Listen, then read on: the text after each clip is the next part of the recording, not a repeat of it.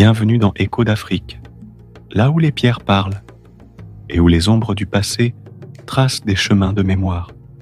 Aujourd'hui, cap sur l'Érythrée, sur une terre discrète, mais profondément marquée par l'histoire. Derrière ces reliefs arides, se dressent encore, silencieux, mais puissants, les obélisques oubliés d'un monde ancien. Bien avant les conflits modernes et les frontières actuelles, l'Érythrée faisait partie intégrante du royaume d'Aksum, l'un des empires les plus influents de l'Afrique ancienne. Tandis que les grandes histoires éthiopiennes retiennent l'attention, des fragments majeurs de cette civilisation dorment encore en Érythrée, des obélisques sculptés dans la pierre, dressés en hommage aux rois, aux dieux, aux ancêtres.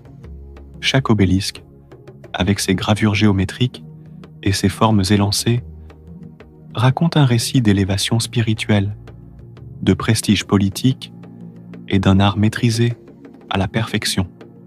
Ce ne sont pas que des monuments funéraires, ce sont des symboles de puissance, des balises de mémoire plantées dans la terre sacrée. Mais ces structures, pour la plupart méconnues, ne figurent pas sur les cartes touristiques. Elles sont cachées dans les collines de Matara ou d'Adulis, perdues entre les herbes ou ensevelies sous des siècles d'oubli. Pourtant, elles témoignent d'un passé cosmopolite où le commerce, la foi et le pouvoir se mêlaient dans une mosaïque fascinante.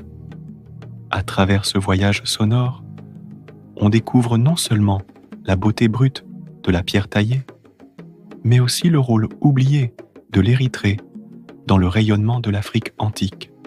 Redonner voix à ces obélisques, c'est offrir à nouveau une place à ceux qui les ont érigés dans le silence.